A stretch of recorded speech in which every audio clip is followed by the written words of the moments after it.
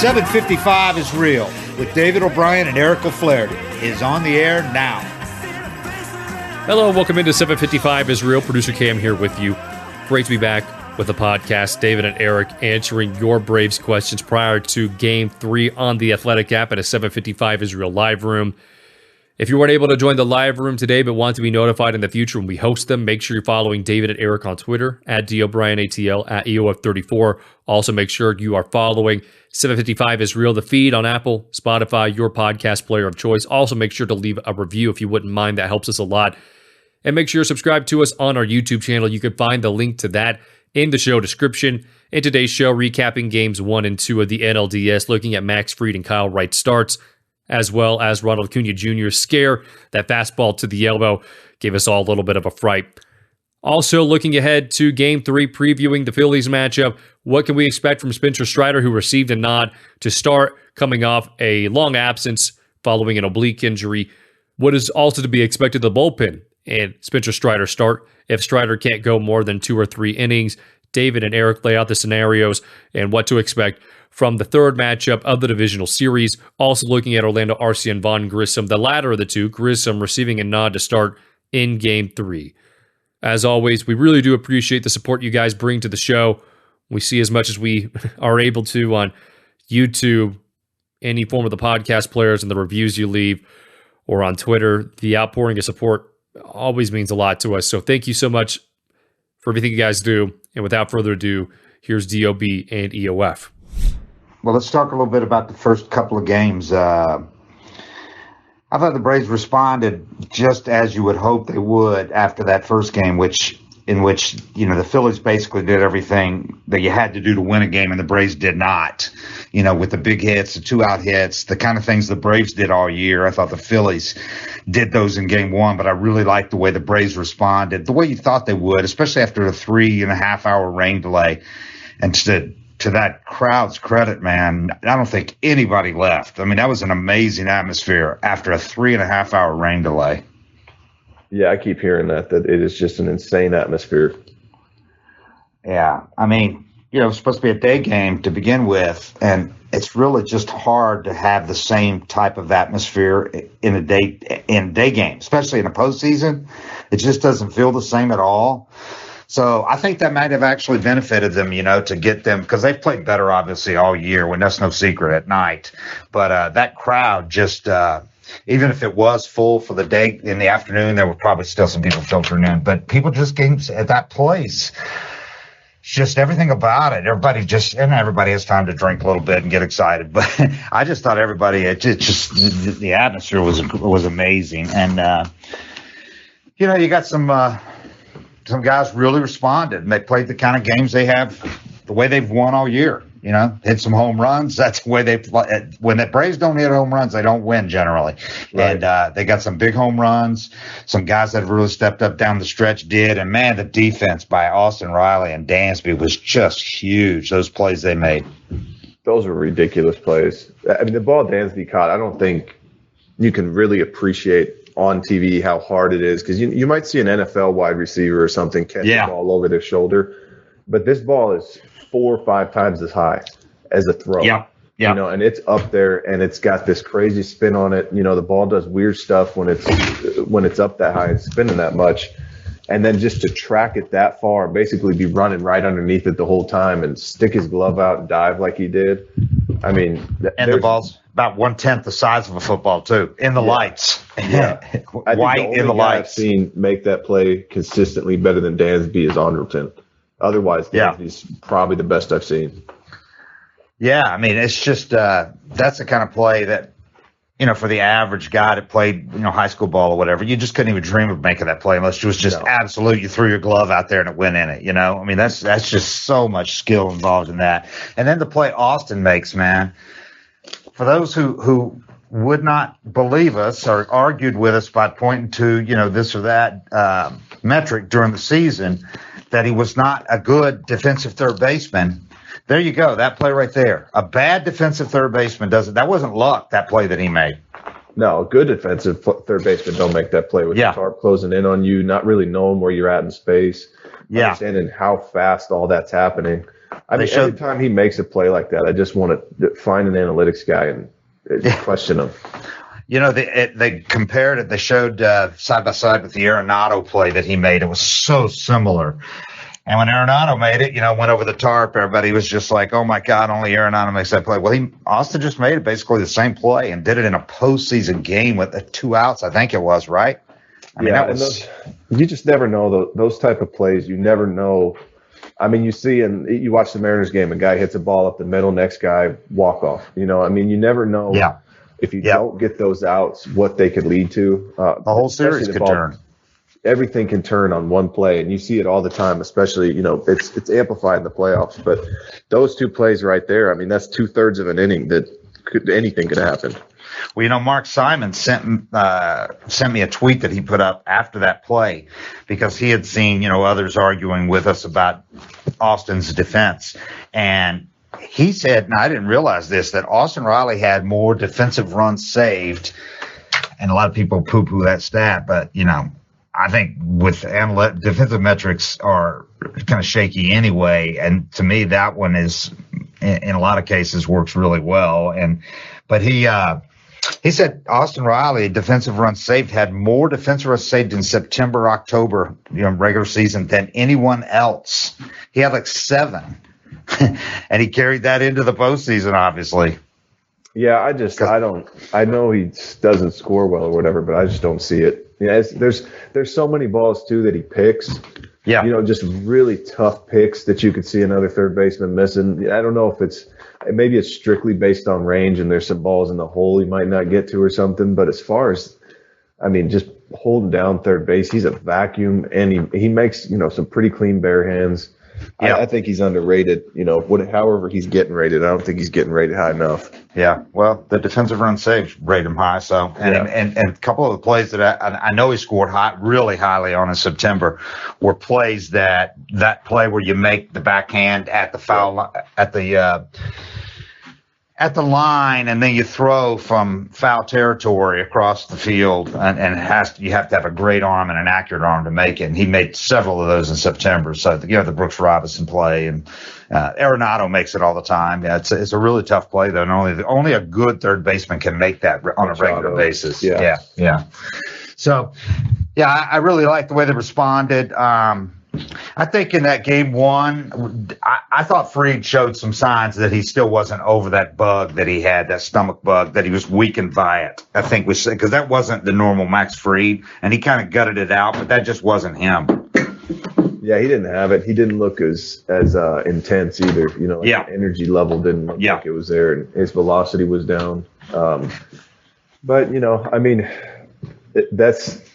Sometimes you just don't have it either, and he's still going to go battle, and it might have just been a coincidence that he happened to have that day and not have it, and long layoff, hadn't pitched in however many days, all that kind of adds up. But they did a great job bouncing back from that, because I think you're shocked when Max goes out and does that, and you're down 0-1 in the series.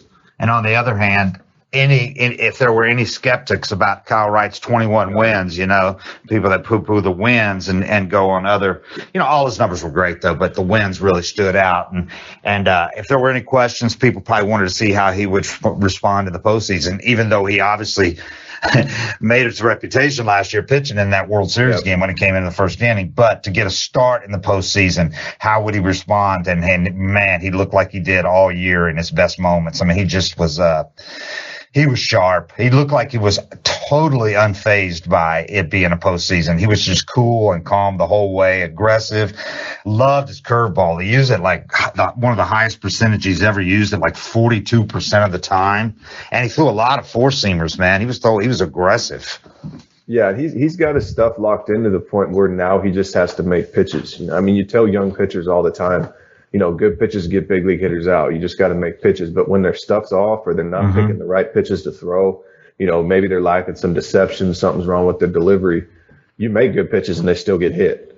But he's at the point now where his stuff is locked in. That curveball has been dynamite for him. And it's just, you can learn that lesson and fully understand it. And so no matter how big the game is, he knows if he goes out, takes his stuff and makes quality pitches, he's going to have a good start. So he's in a good place. I think that, pitching game 2 down 0-1 is probably a lot more pressure than pitching game 1 0-0. Yeah, and I also think the couple of those breaks that he had when he had, some arm fatigue and that, I think are really right now is going to help him out because he had probably has about 20 innings less on his arm than he would have if he had not taken those breaks. Missed a couple of starts, missed 3 starts, and he really is. It looks fresh right now. His stuff looks as good as it has all year, and that's not always the case with a starter at this point. So that's a real big plus. The bullpen has just been nails for months now, and I really like how they've stepped up. Kenley, for those who dismissed Kenley and said they should have made a change and wondered how he'd do in the postseason, man, he pitched like a guy who has he's literally made a season's worth of appearances in the postseason. He's had a full season's worth of appearances in postseason play. Yeah. Well, I think that, with him, he just lost that cutter for a bit. Yeah. And, I think that the game that stood out the most to me was that game in Seattle. He gave up 2 homers in a row, on a curveball and a sinker. Mm-hmm. And that was him trying to figure out what I'm supposed to do without my cutter, and I think that when you have a pitch that he has, the goal has to be to get that thing back and not really experiment with other stuff. But when he didn't have it, he kind of had to tinker and figure out what to do. Yeah. But if you've watched the swings, I think it was probably his last 5-6 appearances of the season. I started seeing those swings again. Like the Mark Hanna strikeout. He threw a cutter right down the middle. And it doesn't look like it does a lot, but it's when it does it. It gets there and it just moves late. I thought that if you saw it, I think you saw it, that Jazz Chisholm video from NLDS I was watching Network, where he just talked about, he said he threw me a sinker down the middle, he threw me a cutter down the middle, and he threw me another cutter down the middle. And I'm trying to get on top of it. I feel like I'm getting the bat head above it and swinging straight down on it, and I'm still not on top of this pitch. He was talking about how Kenley's ball just has this rise to it. He's like, you think of a cutter, you think straight across. You think of a sinker, you think down and away. These balls go up with that action. Yeah. And it's like we've talked about with Mariano, where hitters' eyes just can't process the movement because it's so late. So when he has his cutter locked in like that, I mean, he's going to do what he's done his whole career. Yeah, I thought Jazz's comments were so it was such a great explanation of what makes Kenley able to be so dominant when he's on, despite the fact that he doesn't throw 98. The way he described it, like you said, the movement, how the cutter seems like it's going up in a way. And he talked about going back to the dugout and telling one of his buddies in the dugout, man, something just ain't right. That ain't just ain't adding up. yeah. So it's obviously huge to have him back. And you know what he said when he was struggling for a stretch there? He said he was trying to make a small fix in his mechanics. And, sometimes that comes across as, guy's just saying that. He has no idea why he's struggling. He's just losing it. He's getting old. But, I mean, it was clear. It's obvious he was trying to make an adjustment because once he made it, his last 11 appearances, I think it was, in the regular season, other than the one where he loaded the bases, which he got out of, he was nails the last month and half month of the season. He was sharp, man. So he's carried that into the postseason. They got him right where they want him right now, which is big because losing Tyler Matzik, and we had said all season that he was trying to get back to the form he had last year, but he just hadn't gotten there. And it was pretty clear with a couple of weeks to go before the postseason that he was not going to be one of the core guys. Right. He just didn't have the same stuff, and now we know why. Yeah. Yeah, two guys. Relief pitchers, it's funny. You give it everything you got, and then you blow out, and they have to move on. Nobody gets hung up over relief pitchers, but those guys gave it. Luke and Tyler gave it everything they had and got this team a ring last year. How about that? I paid the price, man, for leaving it all out there. You pay the price, but I mean, even in my situation, I was glad I took the ball every day. It's something you can be proud in versus, saving your arm and protecting it and never really getting to. There's a good feeling about just taking the ball every day, and they'll have that World Series ring forever. I think with Tyler, you could see for a big part of the season that something was off. I mean, his velocity was down 5-6 miles an hour. Right. And it's kind of one of those things where, he wants to be out there. He wants to power through it, but the ball's just coming out of your hand dead. And not everybody has their ligament just snapping too. Right. A lot of guys, it kind of just wears away, and eventually you're throwing 91. You're like, what's going on? They do an MRI, and then, oh, yeah, you have a 95% tear in your ulnar ligament. So we're going to have to operate on this thing. In his situation, it's tough that the timing of it sucks. You would have liked to find this out in April or May and be able to get a job next year. Yeah. But I don't think he's making a ton in arbitration. They could sign him back knowing that he's got a couple years of service left. And the Braves are good about that stuff with people who've done a lot for the organization. I mean, they've shown under Alex Anthopoulos that loyalty is a two-way street with him in these situations. So, I mean, Luke Jackson, I fully expect to be back in some capacity next year until he's ready to pitch. So we'll see. But, Matzek, it's funny when you look at it. The bullpen was absolutely the number one strength of that team in the postseason last year. Yeah. I mean, the bullpen was amazing. And when you look at it, 3 of the 4 guys, the only one that's in the core right now is AJ. Yep. Will Smith struggled during the season, got traded. The other 2 guys blew out. Luke blew out in the spring, and Matzek blew out at some point during the season. So, as they called it an impingement, I'm sure that was probably inflammation, around that, or maybe the start of a tear or something. Who knows? Well, it's usually you start feeling it in other places, because you're compensating. I think he had the shoulder injury. Shoulder impingement. Yeah, so you got this. You're trying to find that velo somewhere, and the stress goes to your shoulder because your elbow's so torn up, it just can't relay the message that you need to go faster. There's all this lag in it. And I think that's probably why his shoulder hurt, was because he was trying to find the velocity, or even just, subconsciously changed his arm slot, or how he was putting force on the ball. And I kind of went through the same thing. You see it a lot with relievers. Yeah, he could have been pitching with a partial tear at the time. I mean, it could have been, started stretching. Probably had it partially torn the last 4 or 5 years, and then it finally just, having that long season for the first time last year. That's when it comes out. And in the postseason last year, remember, his velo went up. Yep. I mean, that guy left it literally. It was all out there. Yeah. Yep.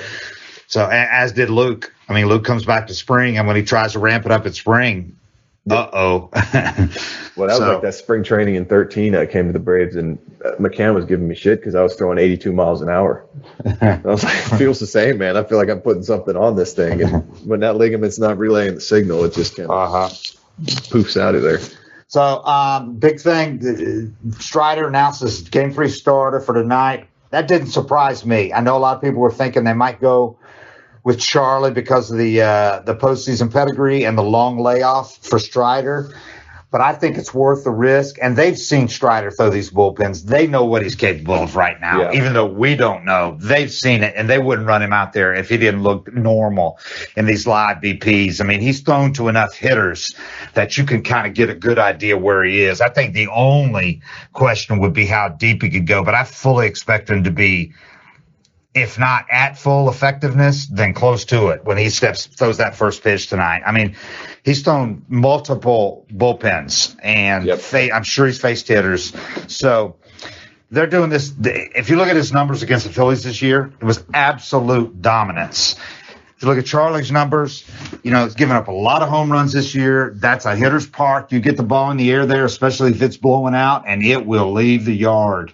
So This is a pretty much a must-win game again for the Braves. Cause you're at Philly. You don't want to lose this game and then be facing an elimination game at Philly, where they haven't had a postseason game in a long time. That crowd is going to be jacked up, and they play well at home too. Oh yeah, they had the best environment in baseball when 2007, 8, 9. I mean, pregame, the stadium was crazy, and it just carried through the whole game. The only question, I think, the thing the team was debating is, Strider's obviously, I mean, he hasn't pitched in a while, so you're not going to be able to get 6-7 innings out of him. I'd expect him to go 2 to 4. And if you have to dig deep into this bullpen, and then Charlie's not sharp tomorrow, I mean, you could be in a really tough spot where vice versa, you could have Charlie start, and he can at least eat the innings. it's playoffs, so you can't just let him get beat up. But Charlie can battle and get through 5 no matter what. Then you may only have to use 2 or 3 relievers. So that's kind of, I think that's what you got to weigh. Yeah, that's what you have to weigh. But the importance of winning this game versus the importance of not wearing out your bullpen potentially. Right, but they had a day off, and exactly. You do different stuff in the playoffs. Minter can go 2. You can stretch. McHugh can go 2 if he has to. Yeah, so you got a fresh pen in that sense. I don't expect Strider to be, velo down or anything like. He's not one of those guys that's doing his rehab just laying on a training table waiting for things to feel better. No, man. I guess I'm more optimistic about it than some people because I would be shocked if he didn't go at least 4, and I would not be surprised if he went 6. I really wouldn't. But I think he'll go at least 4 or 5, and their bullpen will be fine. It won't be much different than usual, especially coming off an off day. And like you said, this is the postseason. It hurts that you don't have an extra travel day coming back because if it goes 5 games, that 5th game, it's going to be 3 straight games. But that's what you do all year. And this is a bullpen that down the stretch, they have enough guys that they can do that. Much better. They're much better suited, I think, to do that than Phillies bullpen. Although Phillies bullpen has pitched a lot better lately. The Braves have got about 4 or 5 horses down there, and the Phillies have 2 or 3. Yeah, they're definitely deeper and more experienced. The guys are going to be willing to do what they have to do. And you're coming back with Fried in a 5 if you need to, and you can count on Fried. I think this time to be closer to normal. Yeah, if he went out there and felt drained or whatever, he's going to attack that. He's going to carve up whatever he has to do, figure out why he wasn't right. Put some weight on them bones in 3 or 4 days between starts. Some cheeseburgers. Yeah. So it's going to be interesting. I think Acuna, that was obviously a huge sigh of relief seeing him stay in the game. With Ronald, he's a guy that he's obviously tough to stay in the game, but he's also a guy that, he's not going to run. He's not one of those guys that needs to feel like I need to show this is not hurting and run straight to the first baseline. In other words, he doesn't mind playing up the dramatics of it at all. Yeah. And I'm sure it hurt because especially if he got hurt in the funny bone, it was 98 miles an hour, man. It hurt like hell. Yeah. And for what second there, I thought it might be something really serious. You hit in that spot, it can fracture an elbow. So that was huge, I think, keeping him in. Obviously, he's not the MVP level Acuna, but he's important, man, to this team. And especially, he's playing great defense again now. He's really getting the balls again, not like he did for most of the year. And he's getting on base. Look at his numbers in the postseason. He's getting on base. You don't have anybody you can replace him with. You don't want to have to move Dansby up, move everybody else up in the order, and replace him in the lineup, you would probably move Arcia to the outfield and have Grissom playing second, which is still – you can still win with that lineup, but this is just better having Acuna in there, obviously. Yeah, for me, he's starting to look more and more like himself every game. Yeah, me too. And there's something about him. He's one of those guys for me that he's going to step up big in playoffs. He feeds off of that. He's not going to be nervous. And he looked like, he led off the game with a single or a double maybe, but he's been on base 5 times already in 2 games. Yeah, so I like where the Braves are. That was it was absolutely a must-win game in Game 2, and they answered the bell, and here we are. We're back to 0. Philly now really has home field advantage, obviously. It's a best-of-3 series now with 2 games in Philly. So, but, the Braves played well against the Phillies all year. I think the big wild card is Strider, how much he can give you tonight. If he's close to normal Strider, then I'd really like him against Nola. That's a great pitching matchup. And I like Charlie to step up in tomorrow's situation. Charlie has such a postseason pedigree, and it seems like he can summon it when he needs to. He's not the old Charlie, but he's still got, he's not going to be right. He's not going to be at all rattled. And if the Braves could pull it off tonight and win, you like Charlie, the chances to close it out tomorrow. And if not, then at least, keep him in it and give him the innings and not wear out that bullpen before Game 5. Yeah, and the Phillies could play into his hand a little bit because they've been pretty aggressive in this series. It worked against Max. It played right into Kyle's hand. Charlie's got a ton of movement. Sakers, big sweeping breaking ball. They strike out quite a bit. I think that it could work out for him. It's crazy we even have to talk about, with his postseason record, it's crazy we even have to bring that up. But he hasn't quite been the same this year, so I guess it makes you worried. But I think he'll step up in a big game too. Right. You'd like to win. You really would like to win tonight, and not face that elimination game tomorrow with all that entails. But because then, if you're facing elimination tomorrow, you have to pull Charlie early, obviously, if he's struggling at all. But if you don't, you win tonight, and you're not facing elimination tomorrow, you can let him go a little deep, because we've seen him. How many times have we seen him this year give up 2 runs in the first inning or 2 runs in the second inning and still give you 6 quality start, or not give up more than 4 runs? So this is a big one tonight, obviously. I guess we can take some questions now, man. All right. Let's but how about the Strider contract, man? That was I loved Ken's story today where he explained where this one's different than the other ones with the Braves. This is the first one that's not extremely team friendly, in that they gave it to a pitcher, which they haven't done before. They haven't given the long-term extension to a pitcher. And the way they front loaded it, they still stayed within that 20. They have not gone over 22 million. That's obviously their number that they do not want to go over with any of these contracts. No single year does any salary go over 22 million. And with him, the back end of that is where if you take what he would normally make going through arbitration, they're paying him a whole lot more in those arbitration years than he normally would. So, but as a result, at the back end, they would not be paying him the 30, 35 million he might get if he's on the free agent market. So you're having that cost control that they love, but he's not getting screwed at all. He's getting a fair deal for what he would be getting, over that if they pick up that option. He's still, and if they decline that option, as Kenny explained it, if you take what he would normally make in these pre-ARB years and ARB years, and then they decline that option and pay the $5 million buyout, he would in effect be getting about $50 million for that last year.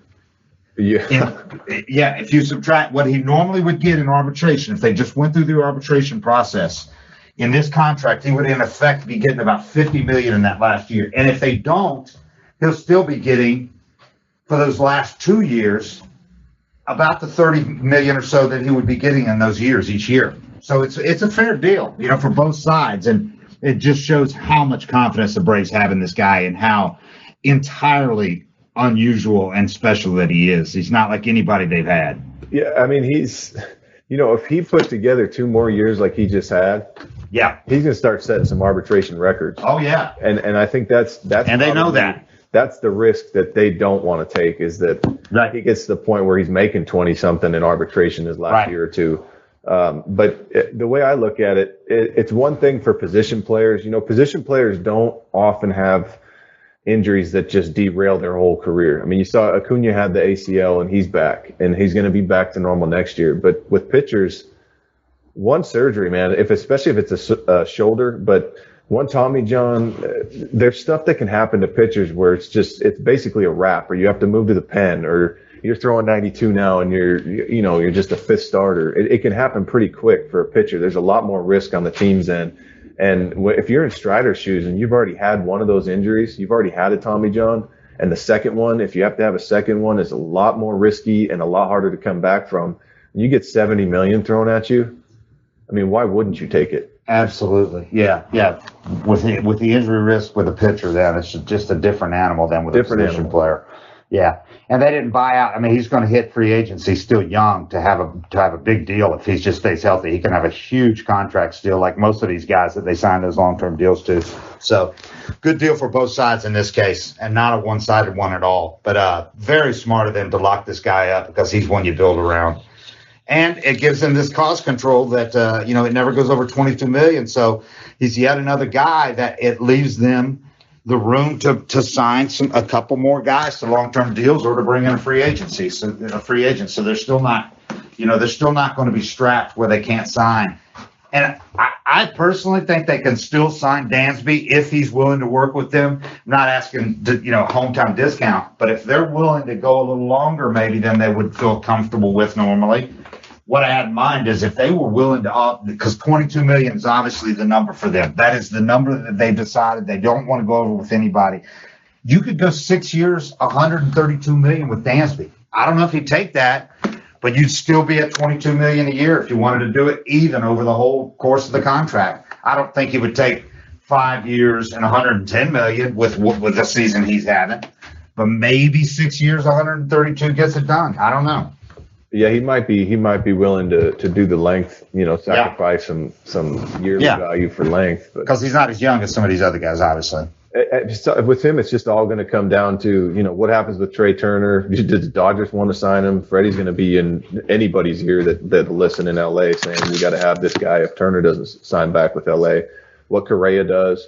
But it's just going to come down to what teams are willing to offer Dansby and how big that gap is. Because I think, they would have already agreed to something if I can't imagine the Braves offer. He gets to free agency and all of a sudden they're like, oh, you're a free agent now. We'll offer you $10 more million a year. I think that both sides pretty much know where they're at this point, and they haven't been able to agree. But if nobody blows the Braves out of the water, I think he'd like to be in Atlanta. Oh, absolutely. He wants to be here. Yeah. No question. Let's take some questions. All right. Let's see who we got. Dylan K. You there? Hey, fellas. Can you hear me? Yeah. Hey, guys. First, I just want to say, DOB, we've been thinking about you, and you're in our thoughts. You and your entire family, man. So appreciate you jumping on and doing this, but just want to let you know that. Thank you, man. That means a lot. I appreciate it. Thank you. Wanted to ask you guys thoughts on the Grossman pinch hit. Obviously Grossman hasn't been doing too well. Comes in a big moment, and then we really haven't seen Grossman since. Are you hearing that he might be hurt, or was that just kind of a call to play Grissom and maybe find lightning in a bottle? Just curious to your thoughts. No, he's not hurt. No. What was the question?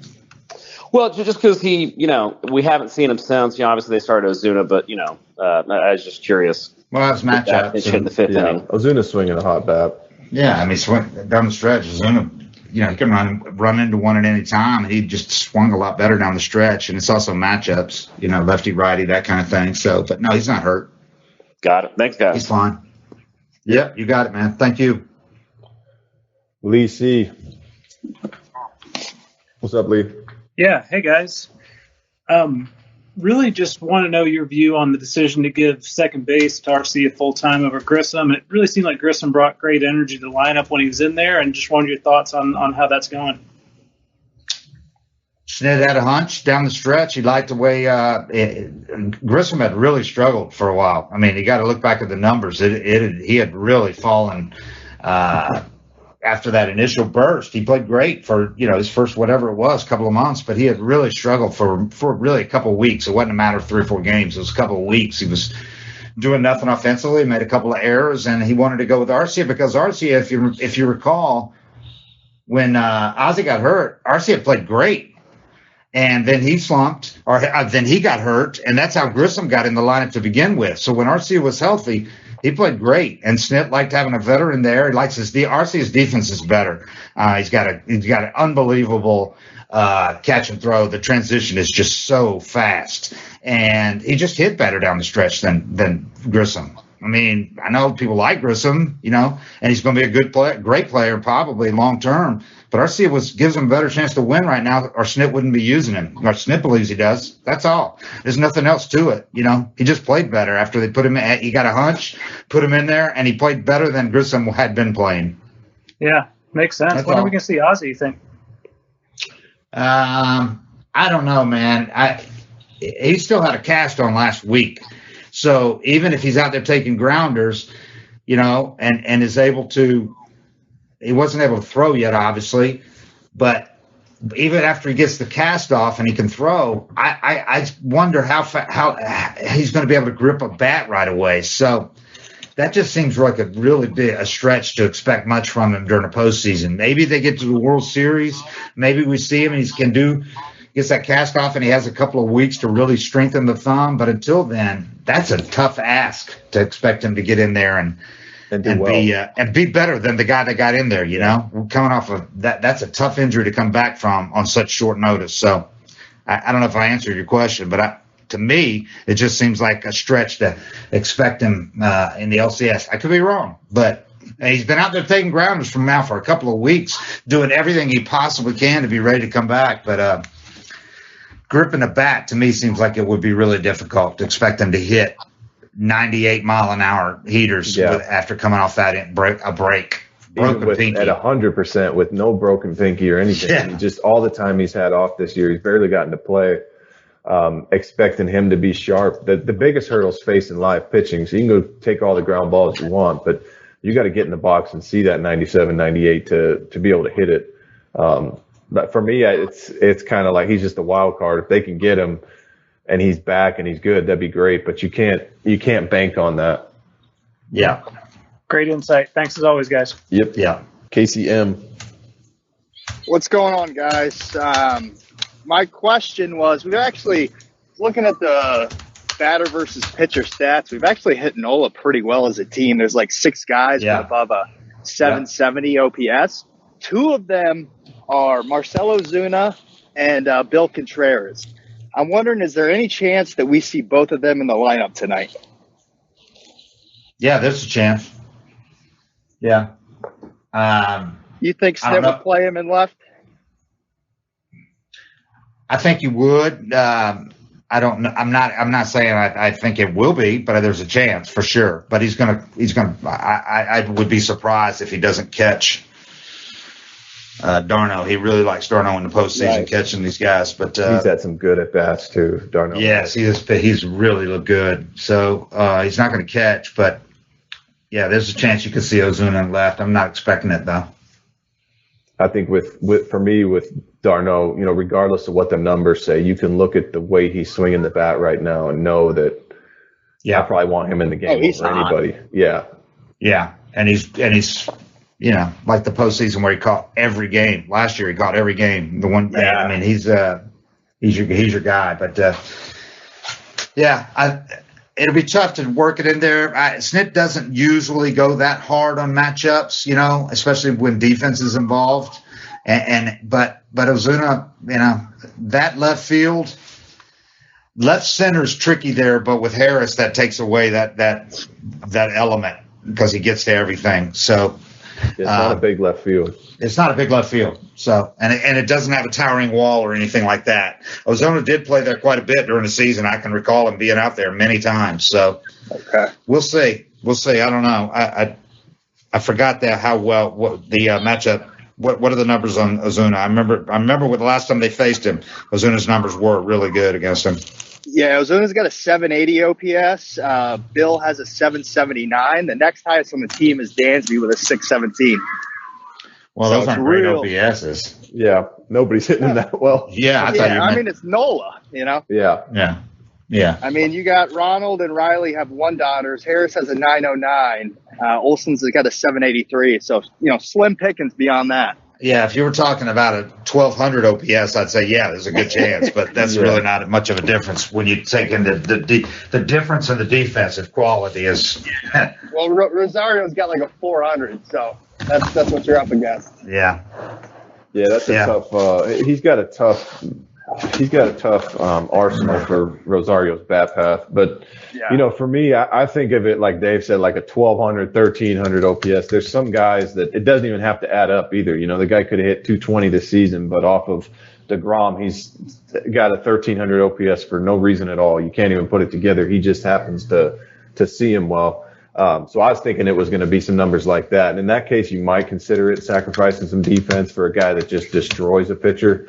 But with those numbers, I think you stick with the defense and you're just strongest overall lineup. Let me look at this. Go ahead. I'm sorry. Thanks, Casey. Yeah, thanks, man. Appreciate it. Thank you. Graham H. What's up, Graham? You there? Yeah, I'm here. DOB, we're thinking about you like the other guys called. Thanks, man. Appreciate it. I was just curious. We've all watched the Braves all season. Clearly, Spencer Strider's been dominant and hasn't pitched in a month. But Charlie's been struggling a little bit. It seemed like kind of a no-brainer to start him and then kind of bring the bullpen in. if Spencer couldn't last. Just your thoughts on that. Yeah, I mean, I don't know if it was a no-brainer to me though. It seemed like the right choice all along. Charlie. If this had been last year's Charlie, I would have said, yeah, that's a no-brainer for Charlie. But Strider's just his numbers overall are so much better, but his numbers against Philly are just ridiculous. I mean, Strider against Philly this year, 4 games, 3 starts. 4-0 with a 1.27 ERA, 21 and a third innings. He has 34 strikeouts and 7 walks with 7 hits allowed. 2 of those home runs, 3 runs. So probably all 3 of them were on 2 home runs. 34 strikeouts, 7 walks, and 21 innings. I mean, he's just completely dominated them. 0.656 whip, 13.5 strikeouts per 9 innings. I mean, strikeout rate is about as normal. That's his normal strikeout rate. But, I mean, he's just completely shut them down, man. 14.3, actually, the strikeout rate per 9 innings. I think they probably knew what they were going to do. You know, I think teams do it in the playoffs. They don't want to announce that starter and give you an extra day to break them down, look for tips, look at film and all that. Right, see exactly. A lot of these kind of late announces, but they have a strong feeling of what they're going to do, or at least what they want to do. But they probably want to see him throw a little bit, too. You know, I mean, if he's throwing in his bullpens, the ball's not really coming out hot of his hand, or he looks off, or you can see him babying it, or missing spots, you might want to give him an extra day. But they probably knew, for the most part, what they wanted to do here. I think they knew this. And they announced it. I think they've known this for about 2 weeks. Yeah, at least a week. And I'm totally with you. When a team has a chance, any chance at all, to withhold naming the starter without it looking totally cheesy, you know, without it looking like bad sportsmanship. Yep. They take advantage of that these days. It used to be different. Teams didn't withhold the name of the starter until game day at all. It didn't happen. But now it happens routinely, and teams can hide behind any little thing to give them that edge. Yep. Because with analytics, man, they put together a scouting report, a game plan that just didn't happen 10 years ago. The game plan these days is so deep that if the team doesn't know, if they have to do game plan for 2 different starters up until, 6 hours before the game, that can make a difference.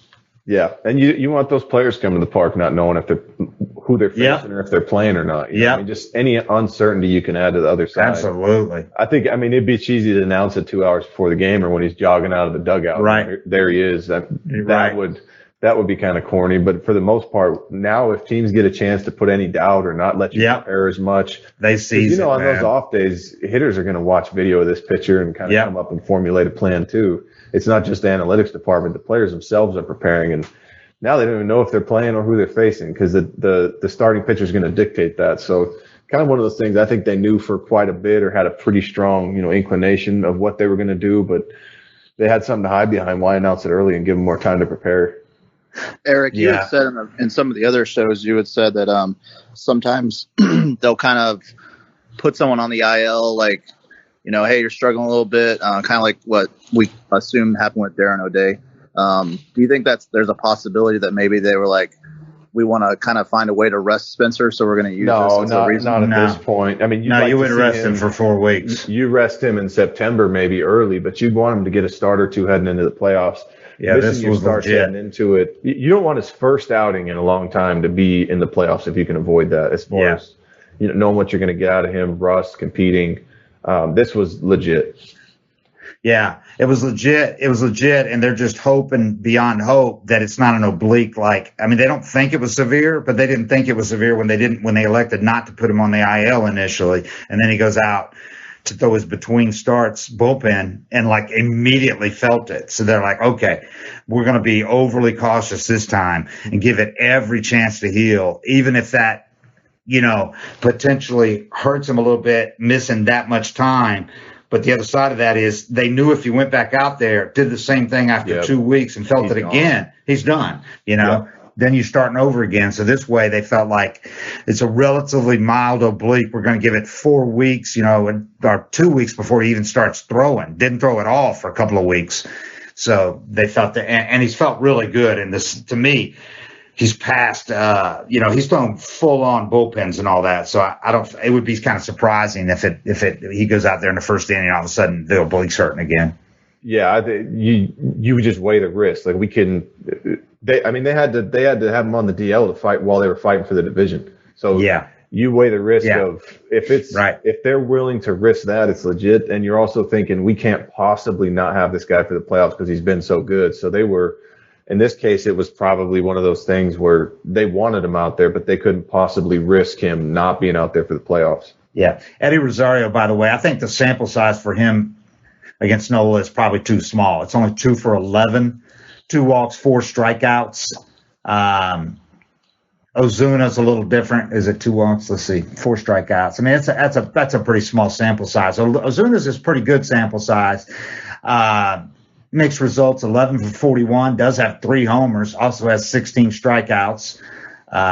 So, you weigh all that, but 268 average and 268 OBP for him, 16 strikeouts with no walks. So it's not like that's great. He ran into 3, yeah. But, I don't know that that's and also Ozuna was a different hitter. A couple of these years in the last 5 years, he was a totally different catch him. Yeah, exactly. There were years. I mean, remember during the shortened season, he led the National League in home runs and RBIs. Well, he's not that hitter now, so he might have hit a couple of those home runs off Nola that year. I bet if I went back and looked, I bet he did.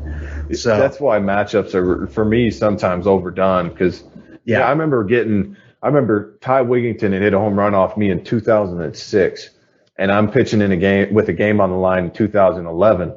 And though, Wigington had hit a home run off him before, but I was a completely different pitcher in 2006 than I was 11. Yeah. And with Ozuna's up and downs, I mean, when he's down, anybody can get him out. When he's hot, nobody's getting him out. Exactly.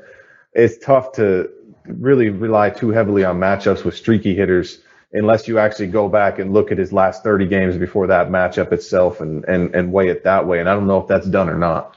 And if you thought Acuna was going to miss this game, you're crazy, man. You know what he is against Nola? 13 for 43, 361 average, 4 doubles, 4 home runs, 7 walks, 465 OBP, 806 slugging, 1271 OPS. Yeah, Nola's going to have to try to throw him sinkers down under his hands. I mean, that's some of the best numbers of anybody off Nola in that many at bats. Yeah. I'm looking down the list, and there's only a couple of guys that have had kind of double-digit plate appearances against Nola with better numbers than Acuna has against him. There's only a few. I like that quote he had after the game. Said, "I've already missed one postseason. I'm not missing another one." Yeah. All right. Take a couple more here. We got Chris W. Hey, I don't know if you guys saw the lineup just came out. They got Grissom's going to be in there, so I'm kind of pumped about that. See the young guy go. Grissom a second. Yeah, Grissom's going to play, and they got Eddie in left field tonight. Yes. Yeah. There you go. So I just wanted to kind of pick up on something you guys were talking about Dansby before. It's I just feel like it's become so apparent the last few weeks, like how important he really is to this team. Like, I feel like at this point, losing Dansby would be like worse than losing Freddie was last year, and I didn't think that could ever be a possibility. But when you just look at how like these young guys have been looking up to Dansby and just the way he's really kind of taken over this team, do you really think that the Braves can afford to like let this guy go? I mean, even if you you can't replace him with Correa. That guy's a jerk off. Like, I mean, it's just true. He's like a self-centered guy. You know what I mean? You're not going to afford him anyway. Right. Yeah, I agree. But I'm just saying, like, you can't just replace Dansby with anybody. Yeah, I would agree. Turn off your thing so you don't echo. I would agree with you that it could be worse than losing Freddie, not because he's as good a player as Freddie, because Freddie's one of the better hitters in the majors, but you replaced Freddie with Olsen. I don't think the replacement that you're going to get for Dansby, one, you're not going to get a long-term replacement for Dansby that's anywhere close to being what the Olsen long-term replacement for Freddie is, if that makes sense. You're going to have to get a bridge guy, I think, if you get a high-level shortstop to bridge, because you're not going to stick Vaughn Grissom in there next year. to have a second-year guy filling Dansby Swanson's shoes and all that went with that. He's the captain of the infield. So you're going to have to get a veteran guy to handle that position. Unless, you think Arcia can do it for a year, but I really don't think they want to do that. Arcia can play shortstop, and he's played it for a division-winning team with Milwaukee, but that's not what they want. They want a guy that can do the things Dansby can do or close, and including hit 25 home runs. But Dansby just brings so many intangibles, as you alluded to, and I think they got to go. They got to go if it takes going 6 years with him, and they want that cost control, that $22 million magic number, and unless Dansby just wants 6 years and $150 million, then he's probably out of their price range, obviously, because they're not going to pay him probably $3 million more a year long-term deal than they're paying anybody else on the team. But if he'll sign for a reasonable, a $22 million a year contract, say 6 years, then you got to do that. You got to be willing to, because he brings so much to this team. And I think we've talked about this at length, Eric and I have, about what that means to the culture of the team to keep, if you lose another one of those key pieces, I don't think you have an outspoken, a veteran type leader to step into that void right away, because, Austin Riley's not that type of guy. Olsen is definitely not that type of guy. He's a great guy. Everybody loves him. And in the clubhouse, he's great, but he's not an outspoken guy, not a loud guy. He leads by example more than anything else. And Dansby's kind of assumed that leadership role, become more talkative, and being the guy with the most tenure on the team. And if you cut him off, then it's a big step down to the next guy with the most tenure, on the team. Nobody's close. I just don't think you can really put a value on it. How much it means, but you got a guy like Grissom can look up to him. You learn how to play the game. Make Grissom comfortable. There's a lot of guys that would be threatened by Grissom. Like, this is the reason I'm not going to get my 25 a year. Right. The biggest threat is just, I think the answer a lot of players want when they're in this position is, okay, I want to stay in Atlanta. I'll take less, but he's going to find out, how much less or how much he's leaving on the table pretty quick in those first couple of weeks of free agency. But at the same time, I feel like if they were going to get something done, it would have been done by now. Right. I still think there's a chance. I think, they just did Strider. The timing on that's kind of different. And, I think that there's still a chance you could sweep in either between, it seems doubtful to do it between series because there's only a day or so. But there's still that 5 day period after the World Series when you've got exclusive negotiating rights. And, obviously, if there's a team that wants to let Dansby's agent know how much they're going to let him know, off the record, we would give him this. But I think that's your last best chance to get him without him hitting the open market. Because there's a chance when the musical chairs are played and the other shortstops, the bigger dollar guys, the Trey Turners, the Correa, when those guys all get their place, there's a chance there's going to be a team left with a void there and being willing to spend a lot more than they were initially comfortable to do to fill that spot. And all of a sudden, Dansby might be a $26-7 million a year guy where you thought he was only going to get, $3-4 million less than that tops. So we'll have to wait and see. But I think in the Braves case, if you don't want to run that risk, then you've got to get him signed at least no later than that 5 day period. Yeah, I don't think it can't happen. He's going to get. It's like what Chipper say last year. I can't remember his quote, but about it, going out and getting courted by every team, right? And it could get ugly, but I think it's not coming back. I think he's coming back. My gut just tells me he's coming back. My gut still does too, but a lot of people don't. But mine does too, still for some reason. I think it's just Alex is too shrewd and too smart to not know the importance he is in that clubhouse, and Alex puts too much value on clubhouse chemistry and having the right guys to not do this, because this is one kind of like Michael Harris, where you absolutely do not need to worry about this guy ever. He's going to come to the park and play his ass off every day, year after year after year, never get in trouble. And there aren't many guys you can say that about, that you really feel like you know them, their character deep down, what type of people they are. that something might change them, money might change them, that kind of thing. A lot of guys are good at playing that role, but right. When you're in the clubhouse with them every day, Right. And these are two guys that are absolutely, to me, beyond reproach. Yeah, I don't worry about Dansby in that aspect. Mm-hmm. Kind of like Freddie in that regard. Same thing. Yeah. Olsen, same thing. Mark T. Last one, he's gone. Jeremy P.